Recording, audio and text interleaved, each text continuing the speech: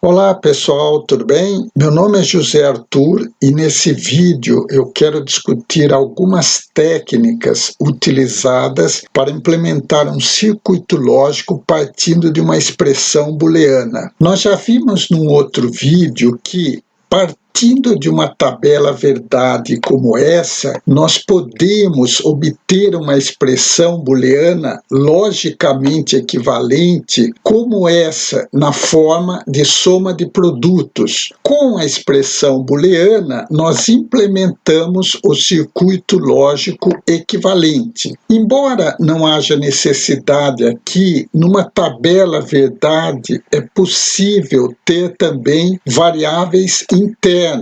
Aqui não faria muito sentido representar C barrado, B barrado ou A barrado B, C, mas na medida em que os nossos circuitos forem crescendo e se tornando mais complexos, nós vamos ter que prestar mais atenção às operações com as variáveis internas, porque elas podem desempenhar um papel decisivo para a obtenção do resultado correto na saída do nosso circuito. Vamos ver um exemplo de projeto de sistemas digitais com inputs externos e outputs de um aquecedor de água para café. Segundo alguns especialistas, a temperatura ideal da água para preparar um bom café deve estar entre 95 e 97 graus centígrados. Para obter essa condição, o nosso projeto vai ter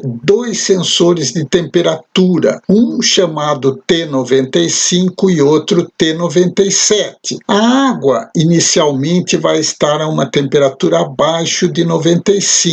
Na medida em que ela for aquecendo, quando a temperatura da água chegar em 95 graus, nós queremos que esse sensor seja acionado, mas a água continua aquecendo. E quando ela chegar a 97 graus, nós queremos que este segundo sensor seja acionado para que o aquecimento se desligue. Nós vamos ter também um sensor de nível de água N, ou seja, nós queremos que o nosso aquecedor de água esteja sempre cheio de água. E para tornar o projeto mais automatizado, nós vamos ter uma válvula de entrada de água, ou seja, quando esse sensor aqui sinalizar que o nível de água está baixo, a válvula de água vai ser aberta, deixando o nosso aquecedor receber água. Quando o nível de água atingir o ponto ideal, esse sensor novamente é acionado e a válvula de entrada de água é fechada. Nós vamos ter um aquecedor de água que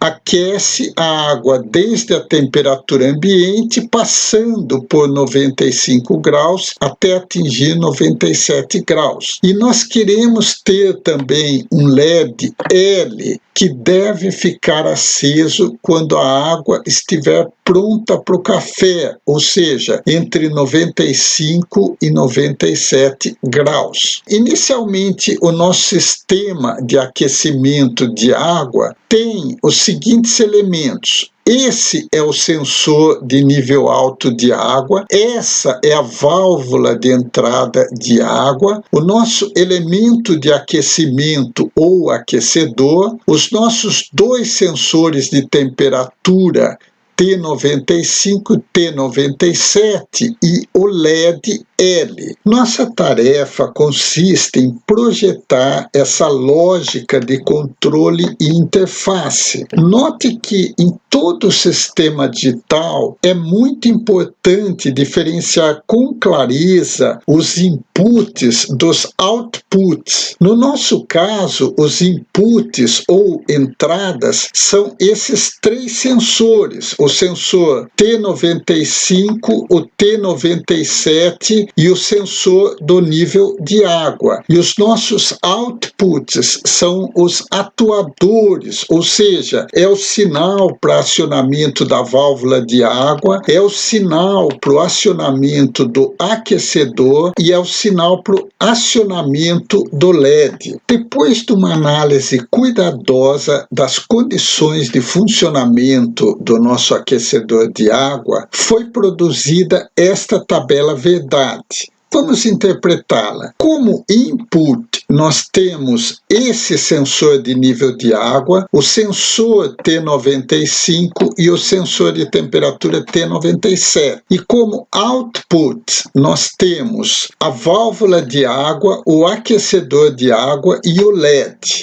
Vamos ver o que a tabela verdade nos mostra. Quando o nível de água está baixo, eu quero que a válvula seja acionada para que o recipiente de água seja enchido. Se a temperatura está abaixo de 95 graus, eu quero que o aquecedor seja ligado. Eu quero que o LED também esteja desligado. Já no momento em que o nível de água é atingido, eu quero que a válvula seja fechada. Mas como a água ainda não atingiu 95 graus, eu quero que o aquecedor continue ligado e o LED desligado. Quando o nível de água estiver excelente, a temperatura estiver ultrapassada a 95 e o 97 também foi acionado, eu quero que a válvula esteja desligada, o aquecedor esteja desligado e o LED também esteja desligado. A condição ideal de funcionamento do aquecedor é esta: o nível de água está ok. A temperatura ultrapassou 95 graus, mas está abaixo de 97. Portanto, eu quero que a válvula de água esteja fechada, o aquecedor esteja desligado e o LED esteja ligado, já que possivelmente a temperatura da água esteja em torno de 96 graus centígrados. Novamente, eu quero chamar a atenção para o fato de que, às vezes, os inputs podem ser variáveis internas em vez de sensores, como nesse caso a seguir. Embora o domínio de aplicação desse exemplo seja da área de ciências biológicas, nós temos aqui um interessante experimento conhecido como arco reflexo, que permite ilustrar perfeitamente o papel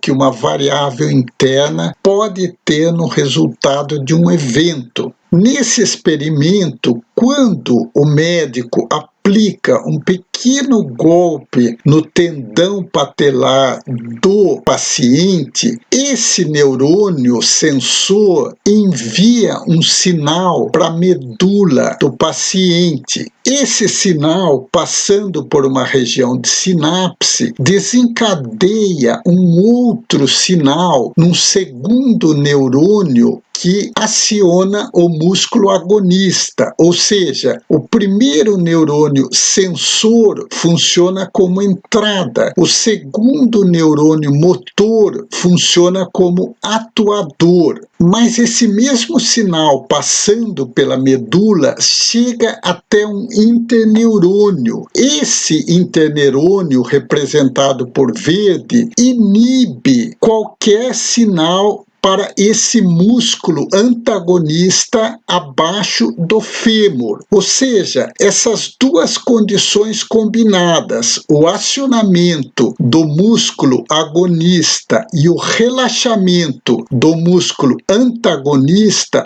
faz com que o paciente involuntariamente realize esse movimento com seus pés. Nós vamos ainda apresentar um outro exemplo com variáveis internas num sistema de controle de sinais semafóricos em que essas variáveis internas também desempenham um papel muito importante no resultado do evento em questão. Voltando à nossa tabela verdade, depois de uma inspeção visual, nós detectamos duas situações no mínimo curiosas. Como é possível que o sensor T97 esteja acionado e o T95 não? Se a temperatura ultrapassou 97 graus, ela ultrapassou 95 e o T95 deveria estar acionado também, como neste caso aqui. Nesse caso, quando o T97 está acionado, T95 também, e eu quero que o meu aquecedor seja desligado. Aqui, novamente, a mesma situação. Como T97 pode estar acionado e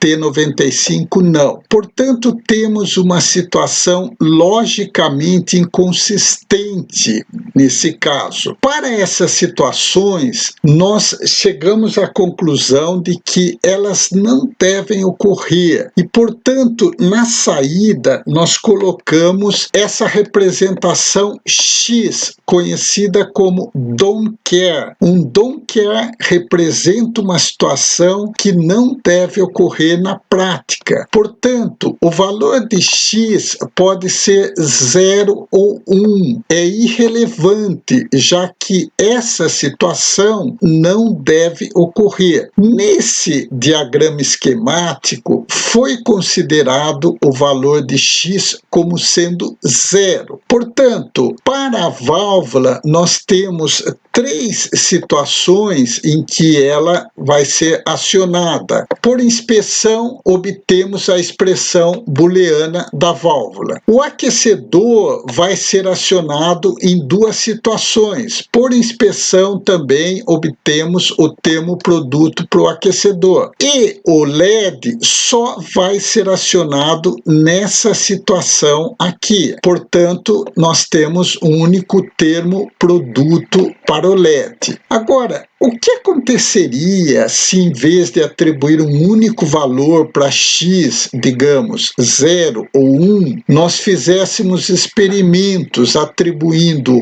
ora valor 0, 1, dependendo da posição? Será que isso não poderia favorecer simplificando o circuito? A resposta é sim, e essa é uma técnica de simplificação mostrada na próxima transparência. Nesse caso à esquerda, o X da nossa tabela verdade foi sempre considerado com o valor 0. Portanto, chegamos a essa expressão booleana e a essa implementação do circuito lógico. Mas, se colocarmos o valor de X, ora 1, ora 0, dependendo da situação, nós podemos chegar a um outro circuito simplificado que realiza exatamente a mesma tarefa. Uma atividade importante